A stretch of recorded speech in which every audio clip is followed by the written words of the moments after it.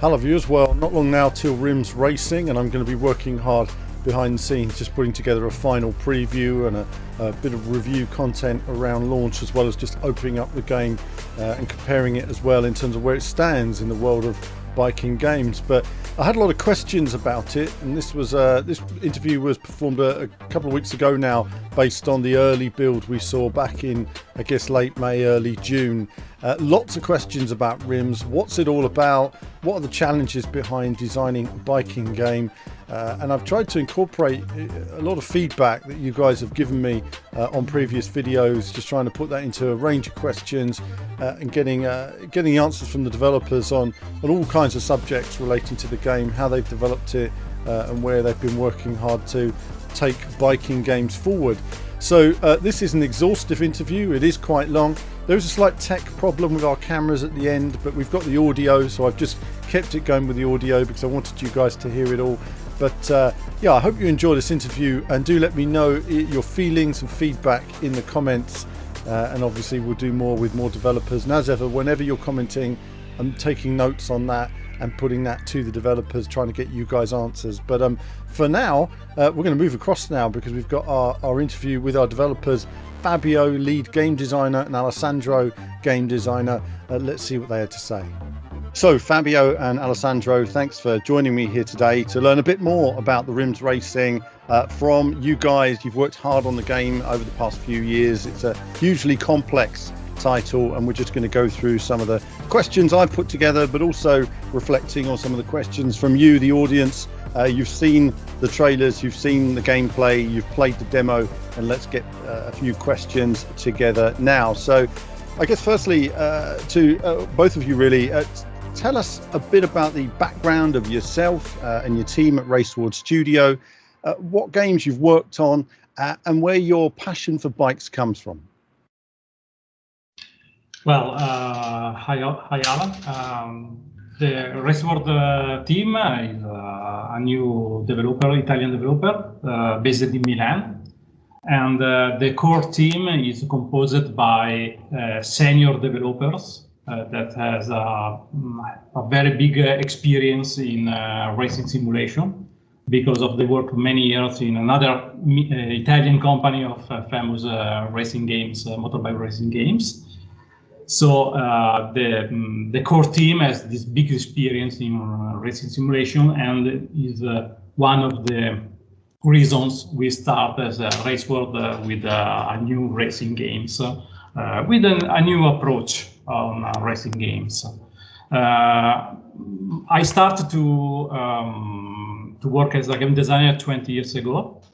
I work on console, mobile, PC, and on different kind of games, obviously racing games. I work on SBK official game and Ducati Challenge official game, but many other kind of games like Metroidvania, trivia, party games, and so on. So many different kind of experience. And in the last 2 years, I joined Raceward, that started with a small team, as I said, but in the 2019, Raceward joins the family of Nakon, and so the team grew a bit, and now we are more than 40 people. So we are very happy, also because adding new elements of the team, we have increased also the know-how of our team, because many team members are not only focused on racing games. So, for example, we have some members that working on Mary Rabbit series or Gear of War. So our knowledge is very more than racing games. Mm.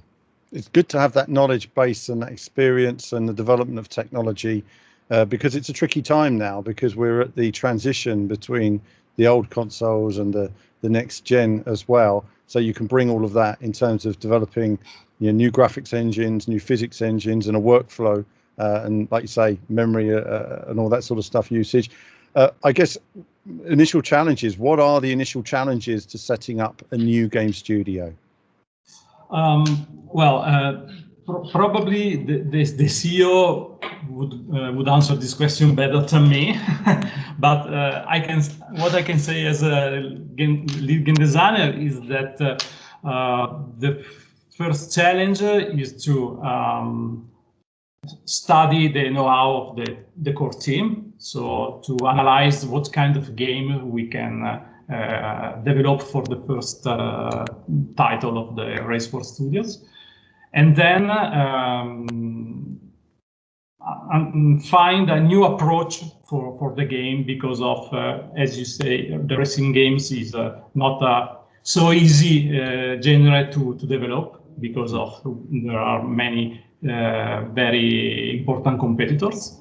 So for our power, we need some new ideas and new approach for a racing game, and so we hope to have made for RiMS racing.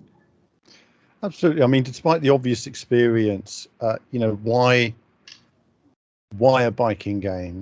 Why into such a challenging genre in that way? And I will just say, add to that, biking is tricky. Getting the handling right, it's a tricky one. It's not like racing games where they've got it established. Why into such a challenging genre? The first and easy reason is because the core team, made by senior developer, has a very big experience on this kind of genre of games. So it was an easy choice for us to start on this kind of games. Our bet is to create a new approach for a racing game. So not only create another racing games, but a new fresh idea on the approach of the racing game. Your team's obviously it's a newer team. It's growing quickly, but it's a comparatively small team. There are bound to be limitations on game design. You want to build the earth, but you have to pick the key points. Where was the starting point on designing a new biking game? What are the initial challenges? The bigger challenge for us was to create this new approach. And for us, this new approach, it means to extend the simulation, not only for the handling of the motorbike, obviously, but also for the mechanics management of the motorbikes. So we decided to allow the player to completely unmount all the motorbikes, and this was a new fresh approach for the racing games. Yeah. And so the first big challenge for us was to have this simulation also with only realistic components, only realistic motorbikes, on only realistic tracks, and so on. So you can imagine we start to contact all the manufacturers, all the brands, to have the information for all the components, and so on. So this is the first big challenge we had to face for RiMS racing. There's a lot of, like you say, paperwork, a lot of, like you say, contacting all the bike companies. It's a lot to go through in terms of administration to get something off the ground. I think, especially with all the parts that you have, enormous amount of companies, including all the little parts. I mean, people think of the bikes, but there is a lot of depth here. If you love your bikes, there's a lot of parts to discover. So let's get on to that then. Take me through an outline of the game and some of the key features. The first key feature for us is that we want to reproduce the romance between the rider and his motorbike.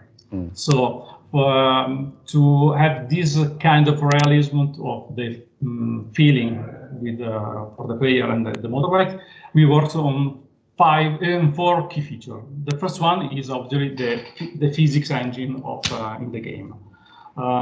We work with thanks to Nacon with the kiloton engine, but because of the structure of our motorbike was very different than the other games made by kiloton engine, we work on our engine behaviors for the motorbike.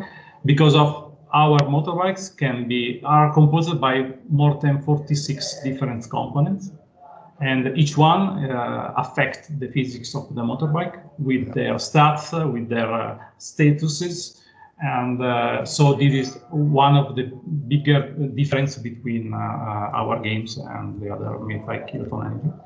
And so the physics is the physics manages the behavior of the motorbike depending on in real time, depending on components mounted on the motorbike, their status, their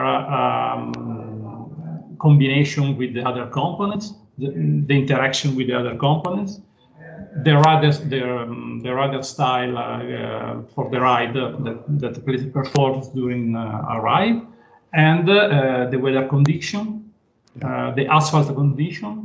So many information in real time are managed to define the physics of the motorbike. The second key is the mechanics. This is one of our new unique selling point, the use of RiMS, that is the part in the career game mode where the player can unmount completely his motorbikes and work on them to increase their performance, to change a component with a bad condition, because we have the consumption of each component. And the mechanics allows the player to understand how the motorbike works.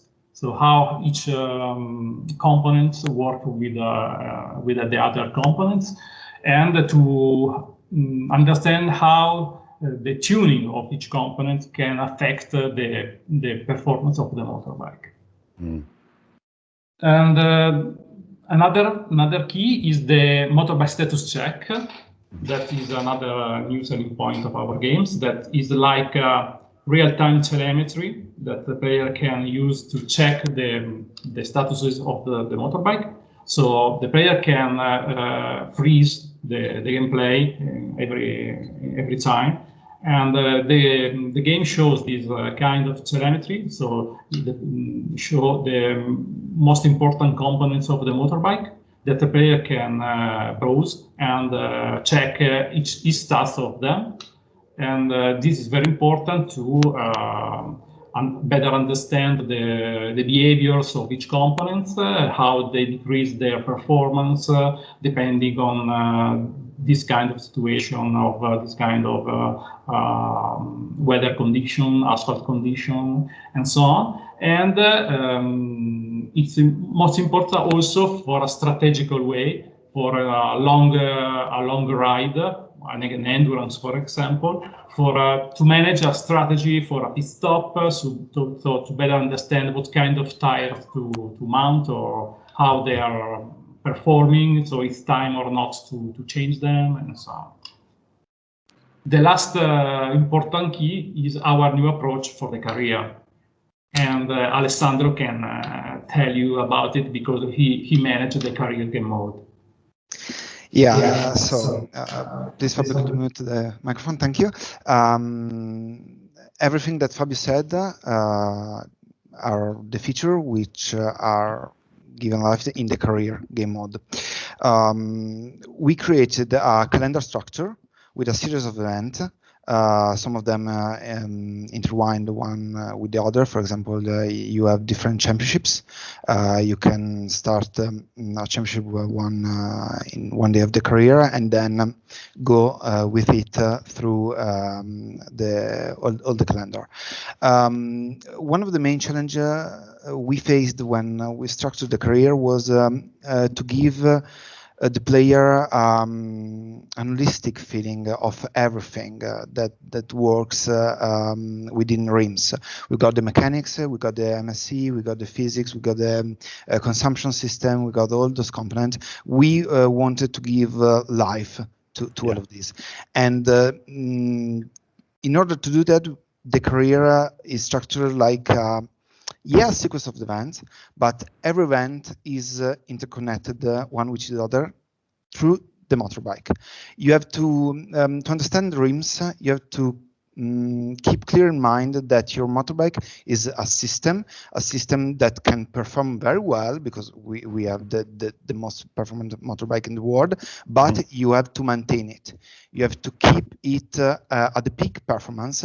So you may choose an event and say, yeah, okay, I choose this kind of event because I can have some reward, some component which may be useful later on in the career, or maybe I not perform very well, I fall a lot, and so I need to replace some system on the motorbike. So I need to go to choose one other event. We have multiple choices event in the career because that event grants me money to buy a new component and change it, and we decided to do that in order to convey the feeling of being, as Fab said, in romance with your motorbike. You have to take care of your motorbike. You have to take care of all of its components to be sure that your handling is perfect, to be sure that everything works fine during the race. We also developed an research and development system, which is configured to the player with skill trees. Those skill trees are can give you different bonuses during the career. I want to stress out that these bonuses do not imply major performance or difference in terms of handling. That is everything in the hands of the player. The physics won't change due to some kind of arcade system. The bonuses we designed are like inventory expansion, or more detailed info in the MSC, or for example, some kind of protection to the damages during a fall. We thought that this could convey the player a sense of being part of team, being part of a series of expertise, both in management, both in engineering or research. Yeah, to convey actually the sense of being part of a professional racing team. And obviously the scope of the career is to get at the end of the season and try to win the RiMS championship, which is the main championship of the game. But I really want to stress this out. You have to keep and maintain your motorbike at peak performance every time. That's the main scope of the game and the career, and all the system structured around that. Absolutely. I mean, first thing at first, I think it's the amount of parts on a bike, because when you're the complexity, they're explaining is on another level compared to anything else out there. And there are a lot of games where they get the physics right at the low end, but when, say, the vehicles get faster, the physics don't work so well. Yeah. You have to build a scaling structure whereby the bikes work well when they're not at top speed or not the full maxed out. They have to work well when they're maxed out, and the parts you add have to work in the right way. Otherwise, they can break the whole model, and that's pure hell. I don't know how you've done that. Very, very impressive. And I think it just gives you an idea on the enormous amount of complexity in this game, and the fact there is a comprehensive and unique career mode, even with the various sort of QTE things with pit stops and the things that you're putting in there. It's nice to see all these little details that mix it up a bit, that make you feel a little bit more involved, but also you're sort of doing the actions that you need to wind off the bolts to get the wheel off and put this on and put that on, and everything's been thought about. So great little details in there throughout. There's a lot to discover. We won't even show all of it in this video because I know this already, but there is lots and lots to discover, and you'll see lots of coverage on the channel taking you through any areas that you think are complex. So let's look at the now we're taking a look at the bike models now. They are stunning models throughout. All the parts, take it apart, put it together, everything is there. How and why have you selected these bikes? We've obviously chosen the top models from the most prestigious manufacturer, and because the 8 motorbike we have are the queens of the motorbike. There isn't simply better than this. We focused our research also on the components. We searched through a lot, really, trust me, a lot of pages of catalogs of almost every top of the line manufacturer, aftermarket manufacturer for the components, because as you said before, and as Fabio told us before, we strived to reach the maximum depth that was achievable in terms of customization and in terms of the mechanical breakdown of every system of the motorbike. So while the models we've chosen, well, the answer may seem trivial because they are the top best model available, I also want to clear that these are the motorbikes with the most offer in terms of manufacturer aftermarket, and we wanted to get deeply into that. In terms of the progression of the customization, since we told that before, at the beginning of the game, the players start with a stock motorbike, right after the motorbike dealer, as if you bought the stock version. And then you can upgrade every single part with all the aftermarket components which are available in the shop or as a reward in the events of the career, and to fully reach their maximum performance level. The player can do that. Yeah. Absolutely. Yeah. I mean, lots to discover there. So, and amazing bikes. They are very different, but they're all impressive bikes in their own way. Now, the bike models, obviously, I've mentioned already, parts modeling, impressive throughout, unrivaled depth in any game. I mean, that's it right there. They are stunning, the parts, the details. Did you receive any assistance from bike manufacturers? Yes, we have many feedback from manufacturers, and we have many reference, and for all the 8 motorbike models, but also for all the others brand components, aftermarket components. So every one of them was recreated exactly in each details, and first of all, each of them were checked and approved by all the brands. So a very big issue to be accomplished. Absolutely. Well, it's good to get the support that you can get. I say that more on this game because you have a smaller selection and you have so many parts, and to get them just right, you need all the support you can get, whether it's the visual data, CAD, or even technical performance information to make sure that they do what they're supposed to do in the way that's right, and maybe even a way that even bike companies can learn about how gamers, use these bikes and use these parts and maximize performance. So on to handling then. Obviously, key aspect. Sorry to interrupt. Were you just going to say something there? Yes, only that.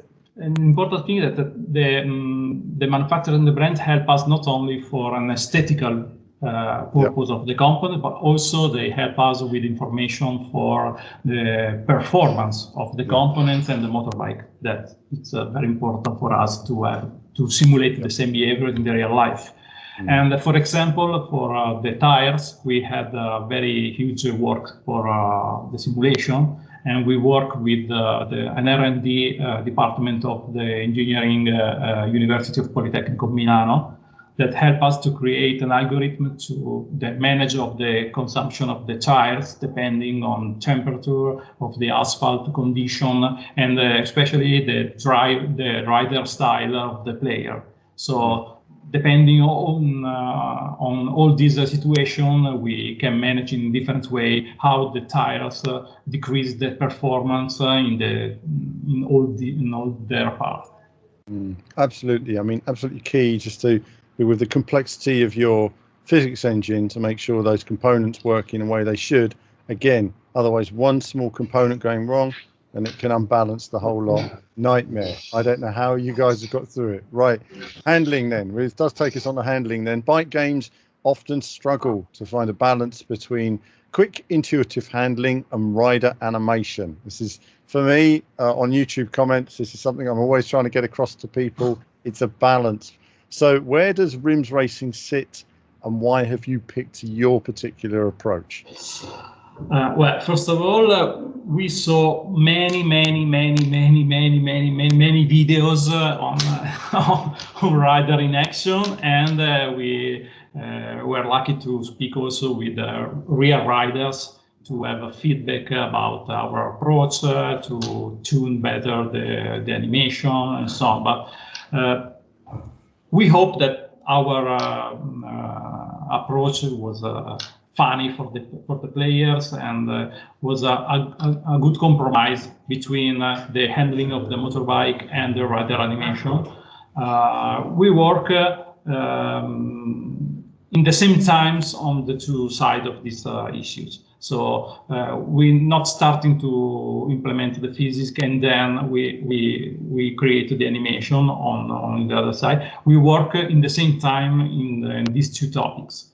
So we create the management of the behavior of the motorbike in the same times of the animation of the riders. So when we work on some movement of the rider to simulate some strange situation, or simply the movement of the foot to change the gear and so on, we work in the same time on physics, motorbike behaviors, and rider animation. And this not only for one rider style, but for all the different rider styles we have in the game. Now, that is something as well which we'll cover in a future video, is there is a number of different styles there still to explore. I'm just going to be an old-fashioned to get your knee down, but these days it's get your shoulder down, and these guys are crazy, but that's another thing. Right, rider animation then, it's always divisive amongst gamers. You found the position you like in terms of the handling, getting it right, making it intuitive. The difference I'm always trying to get across to gamers is the animation. In real life, you prepare for a corner long before you get there, comparatively speaking. You have to make it so that someone wants to go there or there, and then you have to make the animation suit. Again, I guess the question is, will we ever find a balance? Because there's always going to be that bike purist who says, well, actually, I would probably have moved about 10 meters earlier. It's always difficult because you need that intuitive design in a game. Do you think we'll ever get there? Do you think there is a perfect balance? We have to have found it. Yeah. We have the good balance, we hope. But I know, it's the feeling of a player on this topic is very personal. So it depends on his background of game as a gamer. So if he usually to play another kind of game that has a different approach, so for him probably that kind of approach was the correct, not the ours, or in the other side. We don't know, but the important is that for us we found a balance between the reaction of the animation of the rider with the motorbike movement and behavior. So thanks to the different kind of rider style that we have inserted in the game, we give to players a very big different kind of approach for the rider animation, on the rider feeling for the player to see the rider on the motorbike during the ride. So we hope that one of them make happy everyone that play the games. Everyone can find their preferred. Yeah, it's always a balance. Not everyone's going to be happy all of the time, but yeah, so far from what I've played, you've found a good balance in both areas. The handling, as I say, where it sits, the intuitive design, and of course we're going to investigate some of the animation options available in a separate video. Let's talk about parts, of which there are a lot. This is a huge part of it, tuning and tires. But my concern is obviously for new players. I want to get new players into this. So if you're watching and you're finding it's a bit daunting, how am I going to get stuck in? How should they best approach this aspect? Learning the components and developing experience. Well, obviously, we kept really clear in our minds while designing the game that, as you said, the experience can be daunting. The game has a lot in it. There are a lot of systems intertwined that talk to each other, and explain that to the player, especially new ones, was a really challenging task we had to do. With the inventory and the shop, we created these two parts of the game, obviously to keep track of all the components that the players has stored, but through the UI of the game, we tried to convey all the statistics of the components in a clear and simple way. We created a compare system between components. So if a player has some component mounted on his motorbike, he goes in inventory and maybe he says, this component would perform better. Should I buy a new component? Should I mount this or that? I don't know. We create this compare system, so the player can see on screen which component perform best or which component perform differently.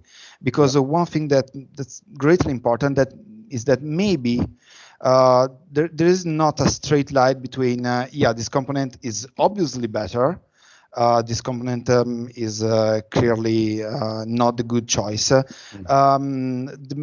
The system in the motorbikes are complex, and we tried with various statistics to keep the player engaged and always be how can I say, sure of what he is doing. Because maybe some component can perform better in terms of handling, but can decrease the overall speed of the motorbike, or can have some time of different consumption level, and all of these impact. We also created, to help new player learning about the components, system of informative descriptions. There are a lot of description in the game. As I said before, motorbikes are complex systems, so we cannot oversimplify them. That will give RiMS an arcade flavor that we don't want the game to have.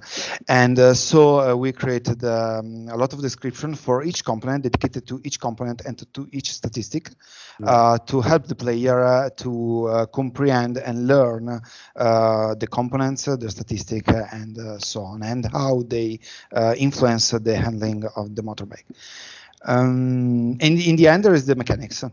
I think that the mechanics is the clear way for a player to understand his motorbike and understand how the components are intertwined and how they talk to each other. I'll make a very brief example. For example, I need to unmount the tire. To unmount the tire, I have to unmount the caliper, I have to unmount the pads, I have to unmount the disc. All these elements, while I am unmounting them, I can feel the fact that they are part of the same system, the tire. And in the game, this shows, because if you have consumed pads or a worn out disc, these will affect the handling and the whole tire system, and in the end, the whole motorbike. And components, to sum it up and to answer directly to your question, use everything in RiMS that we designed to learn the component is the best way to approach the game. If you know the components. If you know the components that are mounted on your motorbike, you have full control on what's happening in the race on the tracks. Yeah, absolutely. I mean, you've mentioned there the idea that, you know, some components might not be clear whether one's better than the other. I think what also comes into that is the riding style. Some people might be quite aggressive. They might want to slide around the corners. Some people might be more progressive in terms of how they ride the bike. So that's going to determine whether it's of use to you or not, rather than just the performance, which is quite interesting, and how you eventually build your bike. It's going to be interesting to see when you've got really good parts and some parts that are not so good, and how that creates a balance or an imbalance. Again, just another question on beginners, because I do want to make sure that a lot of gamers watching might feel, again, it's a simulation that can scare some people. So we just want them to feel they can get into it. For beginners, I will say, as I've said this, I've played it myself, and it does guide you through far better than I was expecting. So very straightforward there. But would you say you've built a guided learning process? Yeah, definitely. We didn't need the learning curve to be too steep, and so we created a lot of systems. We designed a lot of systems within the game. Obviously, there are the classical one bonded to the ECU, so the TCS, anti-wheelie system, engine brake system. This is more ordinary, but then we structure various levels of physics simulation. So if an hardcore fan of simulation can always have the full experience right there, but if you're not used to our physics model or our approach, you can scale down to easier physics model, which help you and guide a bit to understand how the game works, how the physics works, how the handling works, and then scale onwards to more difficult level. Obviously, there is always difficulty level also for the career game mode. So apart from the physics simulation, we have built a free level of difficulty for the career game mode, which impact various aspects of the career. The main one is the performance of the AIs. Obviously, easier career will have a more gentle, if I may say, AI, not that much aggressive. While on the other hand, if you want to play the career mode at its full potential, you will face a much more complex learning curve. Even within the career game mode, the calendar, we have structured the academy events, which are events specifically designed to help new players, because a player can be very hardcore. He could have played all the racing game available. He could maybe even understand and get a grasp on the physics model right away on our game. But this is a new approach, as we stressed out through the interview. So even for them, aside from the settings, inside the career game mode, we structured these academy events to guide and teach him how our new approach work, how the motorbike is structured. We created events which lend you a motorbike which is in critical condition. So you can, for example, this is one of the events, so you can have clearly in mind what may happen to the handling if most of your components are worn out or completely damaged. We created events to teach you about the curves in our roads, how to take them, how to approach them, the sectors of the tracks, how to get them, how to manage all the stuff that is going on in RiMS. And the academy events are, I think, the best way to convey that, even to experienced player. Absolutely. Well, it's good that you've got that process in there. And as I say, I found it quite straightforward to this point, which is very handy as well. And I will also say, for those of you watching, you don't need to play the game on the hardest setting. Learn to play the way you enjoy. You know, I tend to use somewhere that's sort of in the middle somewhere, and you can find a setting that suits you, that you get the most enjoyment from riding your bike and hitting those apexes. So onto graphics now. Obviously, always a challenge. Graphics and artistic design, always a challenge for a new studio. RiMS Racing certainly exceeded my expectations, given the limitations. And I say that in terms of being a new studio, starting from the ground up, relatively speaking. What are the most challenging things to resolve in concept design to get the look right, getting that aesthetic, artistic feel? Well, the first challenge that probably is better named a task, not a challenge, is to study and understand the engine that we use to create the game, so the Kiloton engine. Yeah. And after this, the second challenge was to have an uniform artistic vision between all the platforms we work on. So the important is to have the same vision, the same results, the same looks like for all the platform for a better games we can. The third one is the limbo. The limbo is where the player can mount with the mechanics the motorbike. This graphics solution was very important for us because we need some allocation that can allow the player to focus only on the motorbike and not with the environment and on, for example, the headquarter where instead the motorbike, your headquarter where instead the motorbike mechanics. And it's important the limbo that the player must focus on the procedure to mount and especially to highlight the details of each component. We work a lot on every component, so we want that the player has to see how we reproduce in every detail each component, each motorbike, and so on. So we use this safe area of the limbo to highlight only the important things that the player has to manage during the management of the motorbike. Yeah, goodness me, again, just more work on work. But I think in terms of rider animation, the complex areas there, it all looks good. I think graphically throughout, especially on bike, the detail, helmet views, everything, movement of the rider. But what I've also liked is the tarmac textures. You've given the track a lot of life.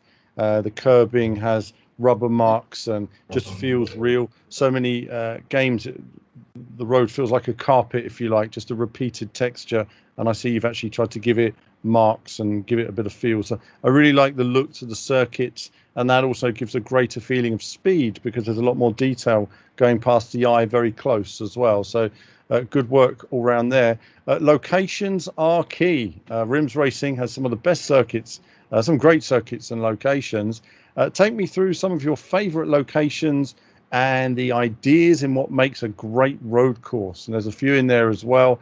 I've appreciated the gritty feel to the tracks with lots of, as I say, markings on the road, giving it a life of its own. But take us through some of your highlights in the courses.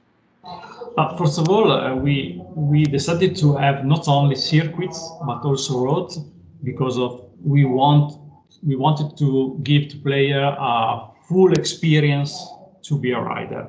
So because the player starts with the stock version of the motorbike, so when you bought on the store, you ride on the road, not on circuits. So we want to reproduce the feeling that the rider starts with his motorbike from the store to the circuit, so passing between the roads. And for this reason, we had 5 roads that the player can run in one way and in the reverse mode. And as like for the circuits that are different of shape and approach, major approach of the ride, also the road has a different path. So there are very faster roads like the Atlantic Road, or more complex and difficult for the airport turn, for example, in Passo San Marco on Carretera. So we want to give to player different kind of gameplay to face and different kind of tune of their motorbike have the best performance to win to face and win the races. Yeah. And run on roads, it's very different than run on a circuit. The road is more difficult to master. You can't, in a circuit, you pass many times in the same event on the same point, so you have to perform laps. So you have less turn to remember than a road that is a point-to-point path. So you have to memorize very faster than in a circuit the right trajectory to follow, because of if you don't follow the right trajectory, you are out. Absolutely. The roads are very challenging, and we'll be looking at that on a future video, and obviously seeing some gameplay while you're talking as well, some of those tracks. The locations, not the race tracks, but the locations, are they based on real environments, or are they ones that you've created? The circuits are real, obviously. Yeah. The roads are real roads that you can find in the world, are not exactly reproduced for gameplay purpose, obviously, but are very near to be like the real ones in the real world. Yeah. About my favorite location, all of them. We worked so many times on each one of them that I loved every one of them. But there is one that Alessandro loved also, that we recreate from the past. Yeah, it's the Monsanto Circuit located in near Lisbon, Portugal. And I'm pretty fond of the track because it doesn't exist anymore. We literally took it up from the past and put once again living in our game, and I think that's great, and I hope that players will enjoy that too. Brilliant. I'm just going to stop there because I just didn't hear that track that you picked, Alessandro. Which one was it? Monsanto. The Monsanto Circuit. The Monsanto Circuit, great circuit. I've enjoyed what I've played of it, and I've enjoyed all of them so far. We're going to play them more, of course. And for those of you watching, if you haven't seen the circuits, we'll have a video looking at all the circuits in great detail as well. And there's actually a surprising amount there to explore, as well as circuits and roads you won't. So we will look at those. But audio, this is the sensitive subject now of audio. Always a challenge. But what I've played so far, predominantly on the Ducati, seems to work well. There are other bikes I've mentioned I'm not so keen on the sound of those, but it's always about getting it right. From various viewpoints, or the muffled feeling on the bike, the Ducati sounds great. How do you feel about what you've achieved in audio? This is a tricky one. I think we did a pretty good job. We are actually fond of our audio, of the results we had, and also of the effort that the team put in grasp the perfect sound of each motorbike.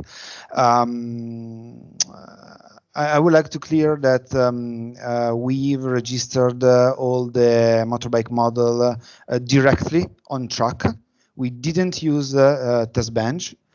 Our audio team, sound team, designed a specific system based on a particular kind of equipment, which we used to get the right sound. So we are particularly proud of what we achieved on that. It is surprisingly impressive. I mean, I've ridden most of the Ducati, but what I've played of it so far, it sounds good. You've got a nice balance there. Thank you. A nice platform to build on. And I think, as I say, that muffled sound in the helmet in particular really does give you that feeling that you're wearing a helmet. Onto music then. Music plays a big part in RiMS racing. How did the collaboration with the Bloody Beetroots come about? At the beginning, we started to thought about the classic soundtracks, so a mix of different kind of music and so on. But our audio designer comes out from the blue with this idea to probably it would be much better to have a soundtrack made only by one band, one famous band, one famous element. So he suggested to contact the Buddy Beatles because they had the correct mood and the electronic beat and adrenaline beat that we need for RiMS racing. And so we contact them to propose the collaboration. They love the game. They love because of their riders. They love speed, adrenaline, and so on. And so it was easy that they want to collaborate with us and create all the soundtracks of the game. So with new tracks, especially for RiMS racing. So thanks to Sir Bob. That is one of our fun. Absolutely, something a little different, but it really adds a bit of vibe to the game, doesn't it? It really sets it off. It's part of the experience. So yeah. I think that's something we can look forward to. So those of you watching today, of course, you may or may not hear any bloody beetroots in this video because of copyright issues on YouTube. I love you. but we will have some videos on the channel, or a video with a bit of the bloody beetroot soundtrack as well. So on to our last few questions then. How does the Xbox One and PS4 versions compare with the Xbox Series X and PS5 versions? Does it use the PS5 adaptive triggers? Well, as I told, we try to obtain the best graphic result for each platform. Obviously, we have the performance increase for the next-gen consoles. For example, texture with higher resolution, faster loading time, and better performance and the resolution. The reflection of the mirrors works on the next gen. So this kind of improvement, trying to have the same feeling for the player, for the gameplay and the contents of the game. Mm. Well, I, as anyone will know, viewers know, I'm a frame rate person. So as long as I've got 60 FPS, I'm happy, especially for the next gen consoles. It's all about smooth frame rates. Yeah. So I look forward to testing those versions. And for those of you watching again, that is something I will compare between the difference between the PS5, Xbox, and standard, and of course PC versions as well. So, and I will say actually that even the early builds I played have been well optimized for the PC, actually running very smoothly. So again, that was a nice surprise to see some good optimization even in early builds. Can you give us any indication at this stage whether there's going to be any plans for DLC? Well, we must see how the player enjoy the game for now. So we are thinking about many things. So, but first of all, we want to see the first feedback from the player. Yeah. Well, there you go, viewers. If you want DLC, support the game. Let's get lots of you on board playing a bit of biking action, and then who knows what can come of it. If you like the depth and detail in it and you support it, then we might see more content along the way, who knows. So final question then, what aspect are you both most proud of or satisfied in terms of the final game? Well, for the games, I think that we are very satisfied about the result of our new approach for a racing game. So the mechanics, the MNC, how the players must play the game with this different kind of game, not so many motorbike to collect, but to live with their motorbike, grow with their motorbike. But the first thing about we are proud is the team. The team that we created in these 2 years is a very good team. Is a good starting point for race work. That these 2 years was not so easy for the pandemic situation and so on. So starting with a new team that has to grow with new elements, senior and junior. We have many junior talentos team elements. So like Alessandro is one of the most talentos. And yes, it's true. And so the first achievement for us was to have this team ready for new, very important challenges to face. Yeah, absolutely. And Alessandro, tell me as well yourself an aspect you're most proud of.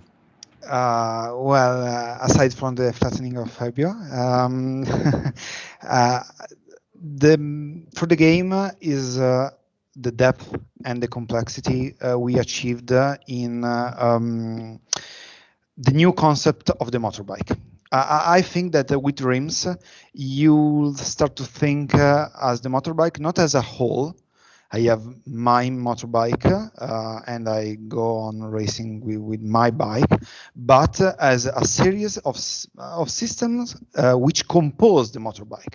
You will start to see the motorbike not as a generic whole, a generic object, but as little details of mechanical and engineering precision that compose the whole thing you then call a motorbike.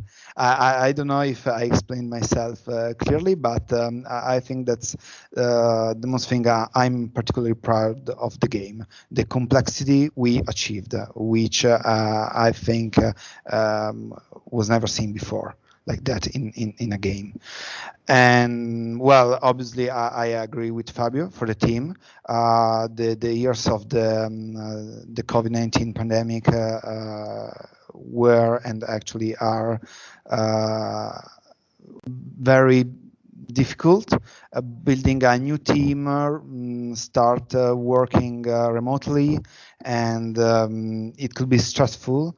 It could be we had to adapt our processes, our line of work, and there were a lot of things that could go wrong.